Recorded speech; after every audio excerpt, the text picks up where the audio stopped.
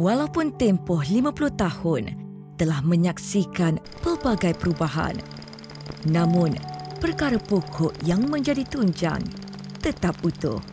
Kami telah ditubuhkan pada zaman pasca kolonial, di saat perkembangan ekonomi dan perancangan bandar yang pesat menjadi satu keperluan. Sejajar dengan dasar ekonomi baharu dan rancangan Malaysia kedua, kami mendukung hasrat kerajaan bagi memastikan masyarakat Melayu dan Bumiputera mendapat sekurang-kurangnya 30% penyertaan dalam semua peringkat komersial dan perindustrian dalam tempoh 20 tahun. Usaha yang dilaksanakan telah merintis jalan bagi mencapai visi yang ditetapkan. Dengan membangunkan kawasan bandar secara terancang, kami memenuhi keperluan penduduk dan menjana aktiviti sosial dan ekonomi yang dinamik.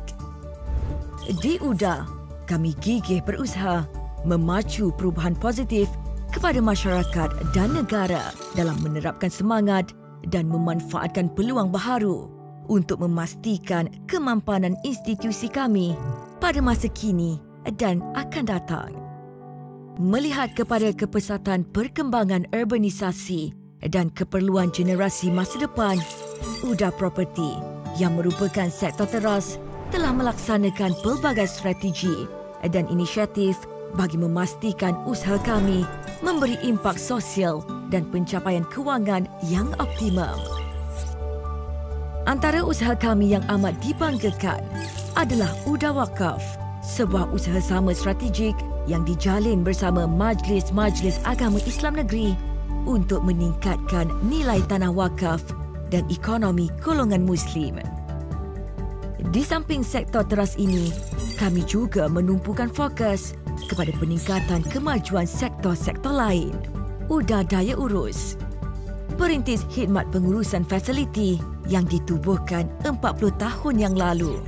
Angkasa Hotels and Resorts, sebuah sektor UDA yang merangkumi pemilikan dan pengurusan hotel, resort dan pusat-pusat rekreasi. UDA Mall, membangun dan menyediakan ruang niaga kondusif yang kini telah mencecah sejumlah 1.4 juta kaki persegi tapak penyewaan. Pencapaian kami bukan hanya pada keindahan reka bentuk dan struktur. Dengan membawa semangat bangsa, kami semaikan usaha untuk terus maju dan menggapai cita-cita negara.